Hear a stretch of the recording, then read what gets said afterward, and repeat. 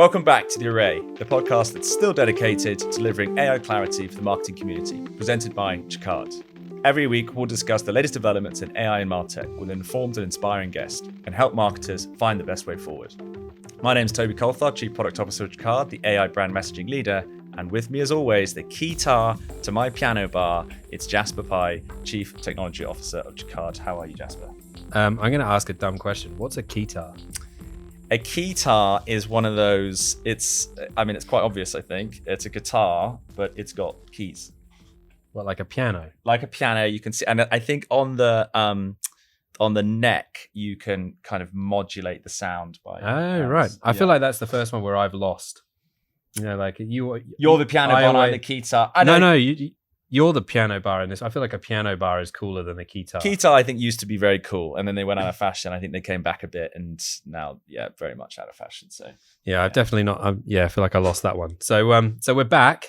They allowed us back on the airwaves. We're in the studio, which is great. Great to be here. It's good to have you in London. What have you been up to whilst you've been in London? What I've been up to, I went to see Gladiator 2 yesterday. Oh, how was that? It was, as far as sequels go, hopefully just be careful. Yeah, I was going to say, hopefully this second series. Denzel Washington might be listening. Well, yeah, Denzel Washington. None of it made sense. I've heard that he's really into his AI, so we should just. Is he? Yeah, apparently. Okay. All right, good. Well, I won't. His performance was great. This week, we've been looking at how to create remarkable moments in marketing and the innovations that could represent the future of customer outreach. We'll introduce our guest in a moment, but first, what do you think of the conversation today? Oh, I really like this one. I think anyone I would strongly suggest anyone who listens to this, if you want to have a think about how you can think out of the box in terms of contacting your customers. We definitely covered some interesting ground around just sort of creative and interesting and diverse ways of doing traditional outreach marketing.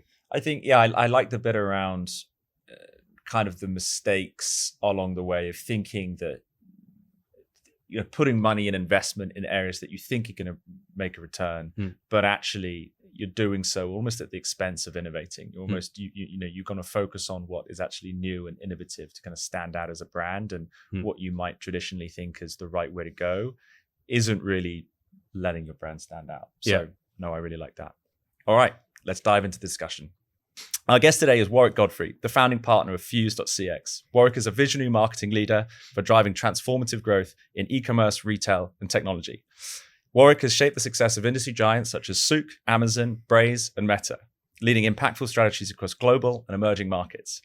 And as co-founder of Fuse.cx, he now helps brands to deliver unforgettable customer experiences by blending creativity with innovative technology. I used to work with Warrick, and it's great to have you on the show. Thanks for having me. What have you been up to recently? Well, over the last year and a half, I've been setting up Fuse.cx. And what has been amazing is it's taken me around the world, literally. So we picked up clients in conveniently really exotic places. Nice, warm places. Really Very warm. convenient. Was that deliberate? That's your qualification list of potential clients, is it? Just really lucky. So we're in deep, dark Sweden. No, we won't work with you. No, we're literally just back from Cape Town. I'd spent some time there with one of our retail brands who are preparing for their peak season. And really lucky to work in this industry and with some really inspired, interesting people. So thanks for having me here on this podcast. It's good to have you. What's it been like setting up the agency? How's that process gone? So nothing's ever smooth, and it's but it ticks off so many boxes, right? Yeah. I'd set up Fuse because I saw an issue that was kind of unresolved in the industry. I think there's a lot of brands with really smart people that just need a little bit of support to kind of push them in the right direction. Yeah. I proudly wear my scars through a long career of getting things wrong a lot. Yeah. So, I don't want to overemphasize my failures, but that definitely gives me some legitimacy in my conversations that I have, and at least imposing ourselves as a business to help brands not kind of make the same mistakes as I have in my career, or that they could potentially still make. that's sometimes it's nice when you're learning from someone to learn from their mistakes rather than necessarily learning from them telling you all the good things that they've done. It's good to see that little bit of vulnerability. And it's also, I mean, we're in a very interesting state of change in terms of the entire industry. Yeah, a lot of AI movement, a lot of new innovation. The movement from the speed of concept to reality is faster than any point in history. Yeah. And there's a good side to that, which is just fast movement. The downside to that is a lot of BS, Yeah. And so sometimes you kind of need someone who's been through it a few times to kind of sort the hype from the reality. Yeah. So there's also that expectation and reality, like just plugging in a great technology. Someone might say that's my job done, but it doesn't stop there. Like a good technology placed wrongly is just nobody wins. Yeah, you still need to be a good marketer, right? Like, yeah, or at least stitch it together the right way. Yeah. What's your rubric for discerning between a little bit of the right technology from some of the hype? When you kind of advising CMOs or when you're in the role that you're in and they're saying, oh, we're looking at this tool, we're looking at that tool, do you have a way of basically saying that's a lot of hogwash, or that's what you should be focused on, and this is how you should kind of evaluate that and just determine if that's the right thing for you? So there are frameworks definitely in place to be able to test, and I think like any company that is not open to testing is going to find other problems down the line, and they might actually find there's cultural issues within a business that is not willing to test and experiment and fail and learn. And but I have seen two sides of that coin. One is businesses that just have no appetite to test and experiment at all, and will wait for something to be done and established before they even consider adopting it. The other side of that is companies that are distracted by shiny objects. And I've been working with one specifically who've taken on a technology that, they wanted to be first, in the market to pick up such new, bleeding edge technologies. But to actually integrate it, to bring the sales pitch to reality is a little bit harder than what has been sold to them. And I'm not even going to say that's a bad thing, because like at the end of the day, you got a bunch of technologies that need to go to market, that need to be tried and tested and see the real world before they can actually become what they need to become. So I love seeing companies doing, design partners, trying stuff out, and working with brands to build their technologies as well. Yeah. Maybe this is not the right question to ask, and we might have to cut this on the podcast. But when you mentioned about what are you going to ask? Well, you mentioned about you've failed a bunch of times and learned from that and testing, and you've got to kind of fail to succeed. What are kind of your as a former CMO? What do you think your kind of biggest failures have been that have meant that you've learned from, that you've now much better because of those failures, if that makes sense? A lot of the time as a CMO, you kind of like follow what you know works, right? And what you know works is evidence-based of what works for others, typically. And sometimes that leads you down a bad path. I remember in my time at Amazon, I spent a lot of time investigating, I call it smoke, and something doesn't look right. It probably isn't. And I started to see issues with, you're spending a lot of money on paid media traffic through different networks. And so there's the networks that like walled garden networks like Facebook and whoever else.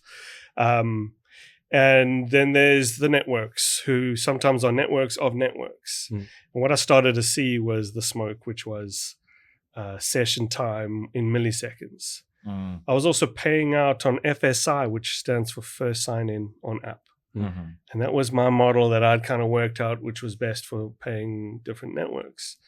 And they'd kind of found a way to get bot traffic to behave that way. And then I started to look at people signing in within milliseconds of their first session. So you were paying for that traffic, but that traffic really wasn't manifesting itself in significant amounts. Usage. Significant amounts. I mean, I'm talking the amount of Ferraris that I might have bought people, or Lamborghini tractors. That's on my wish list for Christmas. So when you start to scratch the surface there, you start to see more and more bad behavior. Now, when you create a situation where you can have a lot of scale with technology, you create a lot of upside. A lot of great things can happen. Customers can receive things that matter to them at the time that matters to them. But so for every good, there's a bad side of things. And there's typically a bad player there wanting to capitalize on that setup and just wanting to milk the system. Anyway, long story short, I'd actually cut the budgets of all non-walled garden networks. And I did a test with 3 other major global brands. We all did it at the same time. Traffic fell through the floor. But your main KPIs stayed good. Revenue didn't. Yeah, interesting. Revenue didn't. So when we started to figure out what was happening there, SDK hijacking, SDK spoofing, attribution hijacking, a lot of like nefarious stuff actually can happen. Yeah. And now that I've got a little bit of scar tissue on this, when I'm using modern technologies and I start to see the smoke, I start to say, all right, well, this technology is not built for that, but I can maybe use this to play detective. So do you think a lot of marketers are sort of overstating, like through that through obviously that some of this stuff makes them look good because they've said we want to increase this KPI, and then they see this KPI increasing? Do you think sometimes people rely too much on that? I mean, you're hitting a nerve there. It's a bad behavior, but it's not always coming from an evil place. Like people, we all want mastery. We all come to work to be good at what we do. Yeah. And if the metrics are singing our praises, we're gonna own that and celebrate it. So it's a difficult pill to swallow to kind of realize. One really unpopular assumption I have is that the majority of marketing dollars are just a waste. Isn't there a famous quote about half of my marketing spend goes to waste? I don't know which half it is. I don't know which half.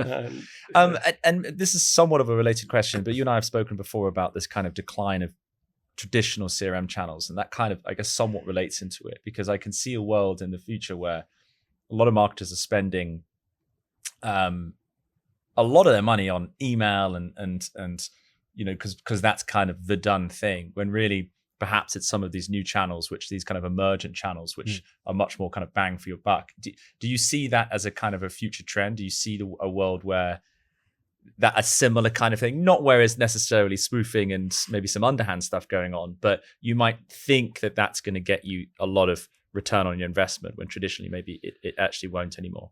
I think it's a great question. And for sure, there's warning signs across most channels where there's a lot of fatigue at a consumer level, right?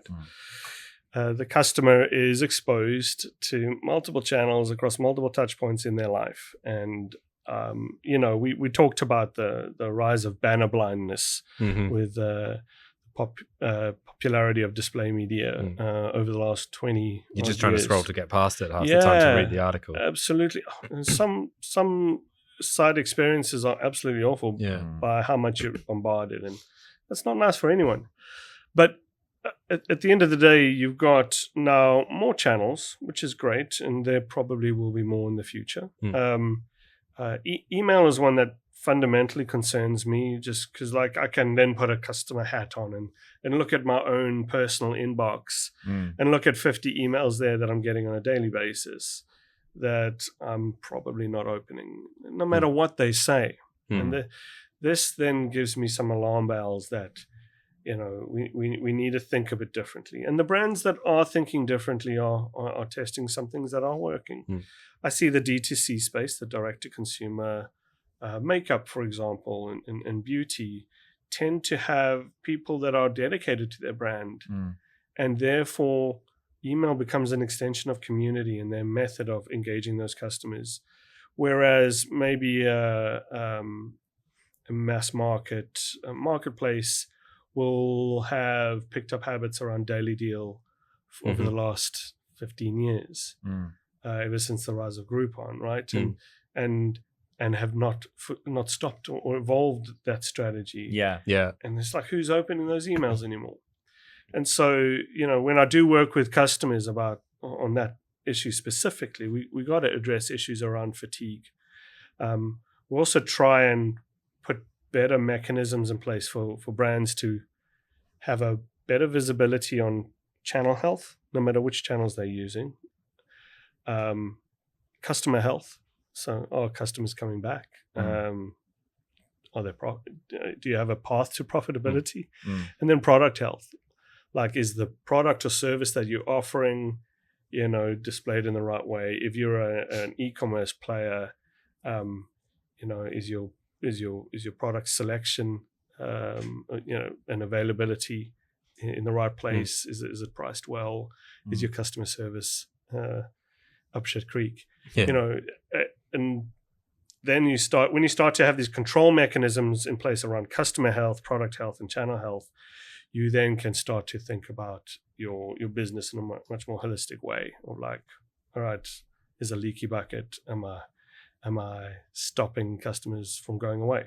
Yeah, I got a lot of thoughts around like the fundamentals of business, and like so many brands will like blame email for the reason they're not hitting their target. Yet in my experience, nothing I ever did with email, moved the needle that much. Yeah. And it's absolutely the sum of the parts that actually helps with that customer retention. And actually, if you look at anything that's going to keep customers coming back, it's probably the experience they have with your product that is going to determine that, rather than your CRM experience. One thing that we work with our customers on is this concept of a persuadable audience. And so what we found is that when a brand sends messages, there is a proportion of the audience that will be subscribed but never open those emails. There'll be a proportion, much smaller one typically, of people that will always open those emails. And then there's a proportion of sometimes do. And that persuadable audience is how much that needle can move. And for some brands, that persuadable audience is tiny, and you really can't, there's nothing you can really do to get the people who are persuadable to actually do it. You can maybe do better language or better content, whatever it might be, but it's not going to move that much. And then some brands, it is much higher. There is a larger proportion. And I think that it's an interesting concept of kind of first identifying how far can the needle actually be pushed before you actually start to invest all those marketing dollars in finding it. Because if it can't really move that much, spending a lot of money on not getting a lot of return. But if it can, it kind of allows you to know where to focus that. I think that can also just be the difference between doing things well and doing things badly. Like, I always put myself in the hot seat, and it's like you just spoke about. Oftentimes I'll sign up to a brand because they gave me 10% off or something on my first order. So you sign up to their club, and then I proceed to do nothing with their communications because their communications do nothing for me. But then randomly, like 6 months down the line, they'll send me something and I'll be like, I'll have a look at that. And I think the traditional kind of CRM approach is, well, I would then be considered to be a lapsed customer, and they'd probably think about hygiening me off their list because I'm not engaging. But it's pretty clear to me they've just not engaged to me in the right way. You talked a lot about there's a joined up story here. So there's obviously a life cycle thing here, and there's clearly a lot of brands that are doing it well and a lot of brands that aren't doing so well. Like what's your perspective on that? How do you nurture people through that journey? And this actually boils down to each brand, right? I would hesitate to cookie cut that for everyone. One member from my team, Khaled, he's a customer success leader at Fuse. He's got some pretty bold opinions on like how you should sunset, and he's like, if customers aren't engaging in 7 days, start to sunset them. And I'm like, what the hell are you talking about, man? Like, this customer cost a lot of money to bring in. Are you going to be that reactive? He's like, no, don't get rid of them. If he's active with you, you should be active with him. Yeah, as a brand. And therefore, and so what we've been building out for some of our clients is quite dynamic throttling where if they are searching, if they are visiting your site, if they're engaging with your app, heighten up your comms a little bit in context to what they're doing. Yeah. And then as they slow down or as they go somewhere, don't throw the baby out with the bathwater, but still don't communicate to them about the trampoline that they looked at.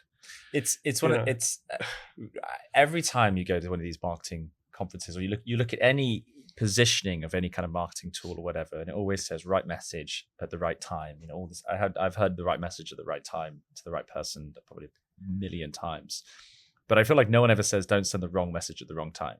Yeah. And I feel like what you're saying is that actually you can, if someone's not engaged, you run the risk of damaging the relationship even further by not kind of being on that same wavelength, and actually not just not trying to just either over communicate or communicate the wrong thing, or the risk of communicating the wrong thing, because it's certainly not going to help.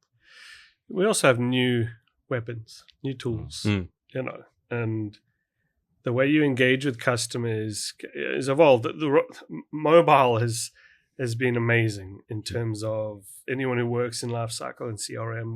We've just got more toys to play with, more mechanisms to engage with the customer. And I see it as there's two sides to how modern day CRM should kind of work. It's not because I say so, it's just kind of what I see. The one side is that CRM teams are starting to look a little bit more like product teams.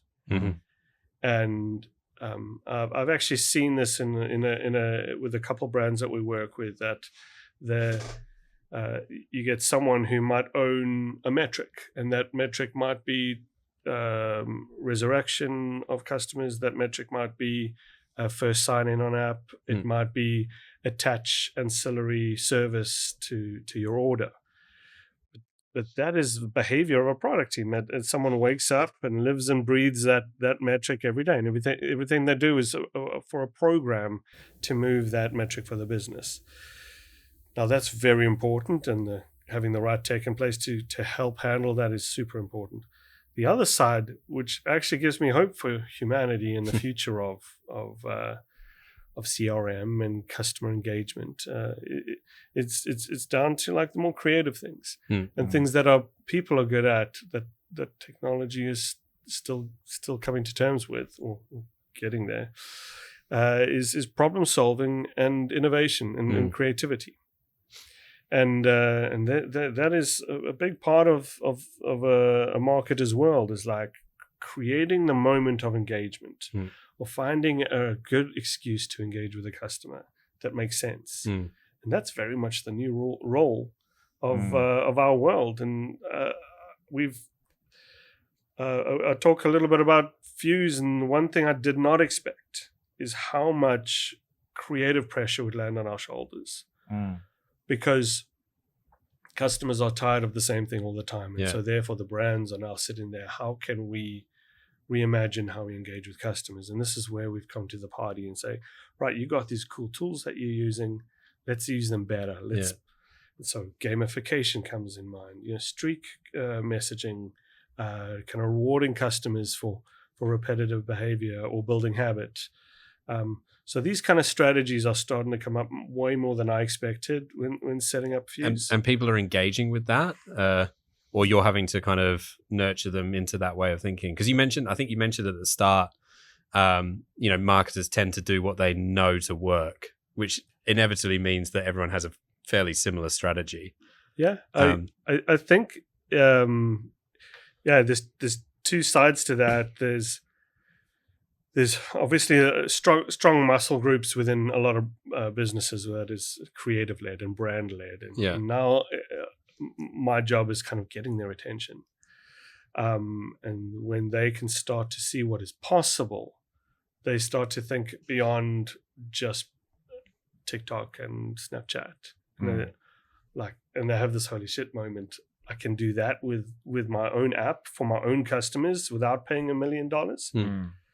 And that has been a very, very successful narrative that we've been able to go to brands with, to say, like, before you present your TVC, on YouTube, why not show it to your own customers? Find out the variant that resonates with them the most, and then pay for it once you've got your winner. Little tricks like that can go a long way.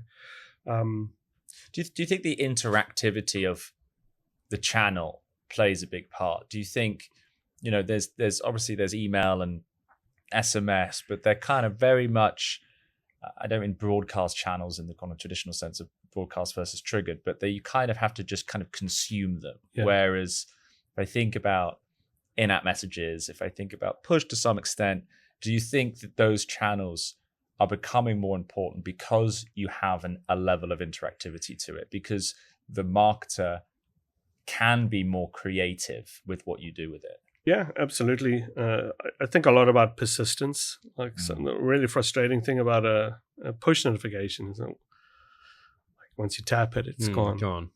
And so a lot of brands that try to like send vouchers via push notifications. You lose it. You tap on it. And you're like, what was it? I'm right here. I want to buy.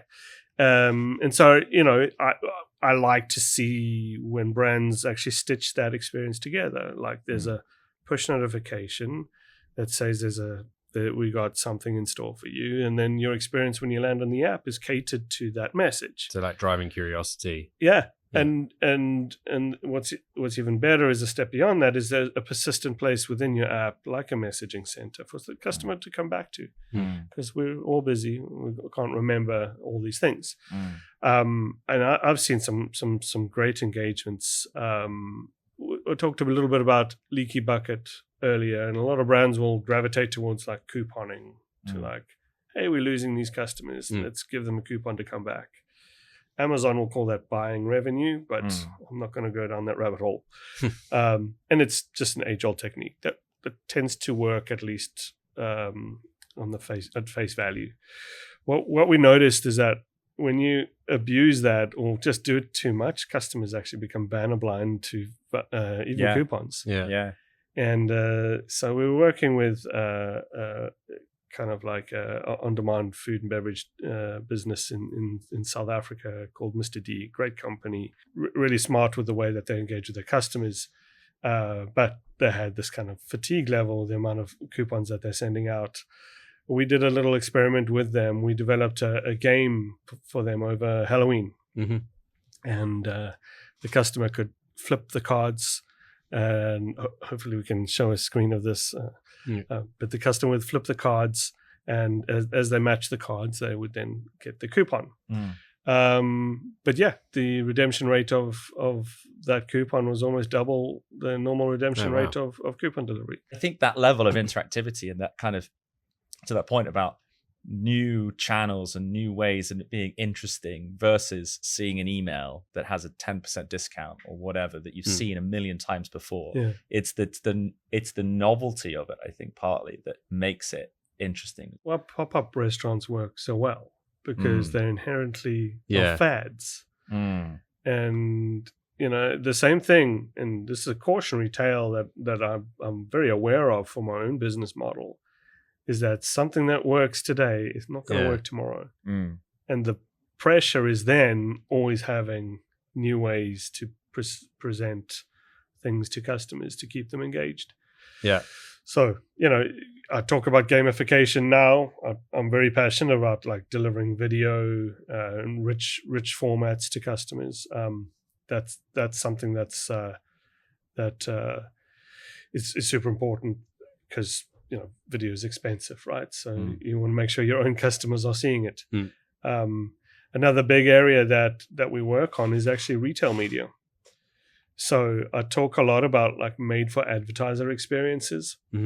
So if you're a marketplace, you're getting millions of customers to your site every month, you probably have a retail media angle to your monetization models and how you make money. The problem is that most retail media businesses are just like, all right, here's a banner. Thank you, McDonald's, buy this banner, buy that banner. Thank you, Samsung, buy this banner. But for customers, it's not a nice experience. And they've seen one, they've seen them all. And so the engagement rates on banners and just in display media, for years, it's been in decline. And now in-app or in browser experiences are just being designed the same way as display for publishers, which sucks. So we started to build made for advertiser experiences. An example I'd give you, I'll give you guys the video of this, is like customers going through an app. We built this one for a brand in South Africa. There was a Heritage Day, which is Braai Day, which is a big day in South Africa. It's our barbecue day. And so there was a bit of an in-app interstitial takeover and a product carousel, like infinite scroll. You're going through picnic blankets, Coca-Cola products, anything that you might have at a picnic or a barbecue. And then we have a fly that comes across the screen. And it just happens so fast that you don't really notice it. And then as you go up some more, that fly comes back and lands and then flies away. And then as you get to the bottom of the screen, it goes, brought to you by Doom, which is like a raid, it's like an insect. Right. Yeah, clever. Very cool. Doom could have bought a little banner. Or like those banners that just kind of fill the screen that take over. They could have done that, but it's having something slightly more immersive and a bit more remarkable. And interactive and curious, and you kind of it's about, I guess, it's keeping the attention and getting it, and that so is quite so you multiply that out. Let's say you're a marketplace. You probably have hundreds of CPG brands who have high objectives to grow awareness online and through and increase their share of sales that come through online. And you're sitting there with all this power in your hands. You got first party data. You've got an ability to engage with customers in new and more remarkable ways. Even though it's not brand new technology, most brands are sitting on it already in some way, shape, or form. I think it's just about connecting the dots. They're kind of squandering the possibility of what they've got by, if they have all that, say you got all that data, you have the ability to communicate into channels, and then you kind of lean on a email newsletter, and that, and then suddenly you're just like, too much marketing lacks creativity, I think, is kind of what we're, if you get to the crux of it. Absolutely. But brands, we talk about the power of first party data and the importance of it. But if you put it in another way of talking about it, a brand has better targeting capability than Google or Facebook or Meta or any of these guys, because your brand has an in-shopping shopper. All your advertising channels are in-market shoppers. They know someone's looking for a car or a trampoline, or there's no intention there. But you have someone at the shop, or if you're a retail brand, and that is powerful to have someone at the moment of sale. And I think it's worth more than any click you could get from Google to be able to drive that. And I think there's money to be made there for brands. And linking that up with the digital experience as well. Totally. And then you start to change the discussion around customer engagement from being like a cost center to a revenue center. And that's when things start to look a bit more interesting. So with that, I think it's good for us to move on to our kind of a bit more fun segment. Not that wasn't incredible fun. So in series 1, there was a lot of me being thrown under the bus. Have you continued that theme into series 2? Well, we'll see how well you do, I suppose. So this one's called Pipeline or Hypeline, right? Ooh. So here on The Array, our goal is to help the audience cut through the AI and MarTech noise by sharing clear insights and practical solutions that will enable marketers to actually deliver the more efficient, more productive, more personalized, more prosperous future that so many talk about. But in this segment, we're going to look back at some of the much discussed technologies that's promised so much and decide whether we got or are getting our money's worth from them. So I'm going to list a bunch of technologies. And you guys... So some other people are going to get thrown under the bus. Some other people are going to get thrown under the bus. There's a few of these technologies actually that we've discussed. I'm actually just looking at this here. We've kind of already discussed a couple of them already. So I'm going to read from a list. It's going to be either kind of work, marketing, general efficiency solutions from recent years. And I kind of want each of your gut reactions, and we can maybe discuss a few based on whether you think that it's promised, it's delivered what it's promised, or is kind of a bit of hype that kind of went nowhere. So the first one is going to be a little red button on an IBM ThinkPad. I believe it's called the Nipple, which is the mouse. that you use. You remember those? Yeah. They still exist, but I think only specifically. I don't know if Lenovo have a patent or something. Because ThinkPads was sold. Never to had a Lenovo laptop of that with type. a nipple. No. I had a laptop with a nipple, and I That's don't miss it. you know? That phrase is just. Miss it. No. I'm okay. that's a hype line. I'm an Apple guy. That was The all, closest I got to that was the multi-scroll wheel on Yeah. the old Apple mouse. Blackberries. I never had a I BlackBerry. think the point of the nipple was that you could actually remove, on a laptop, the real estate of where the keyboard is. There's about a third of it which is black, where the trackpad is, and then the keyboard is above that. Yeah. With a nipple, the keyboard can take up. How many more times can you say nipple? That'll be the last before we end up having to cut it. So the keyboard can take up 100% of the base of the laptop, because there's no bit that you need the trackpad with. So I think there is utility there. I guess it never picked Yeah, I suppose up. I've never used it, but I'm going to say hype line. Okay, hype line. Okay, so what about this? We've got GDPR. Hype line. You think GDPR is all hype? It is. You know what annoys me the most Yeah. is, and I know this isn't, it's kind of GDPR related. It came out first, is the cookie thing. Oh, Every website's got a Classic cookie warning on it, and it never, like you say, I accept your cookies. Leave your cookies on my device, so it means you can show me good ads. I think it made things worse. Yeah. I mean, talk about, you mentioned about banner blindness. What was that banner blindness? Go away. You don't even read It's it. like Apple terms and conditions. Yeah. Right. You're just done. Yeah. And I will randomly select yes or no. I don't think it meaningfully. But then you come back to the website and it pops up again. That's the thing that annoys me. It's like, I have accepted this 100 times and you've shown it or to me. declined it. Or declined it. Yeah. What else have we got here? So that's a hype line. Second Life. Do you ever play Second Life, Warrick?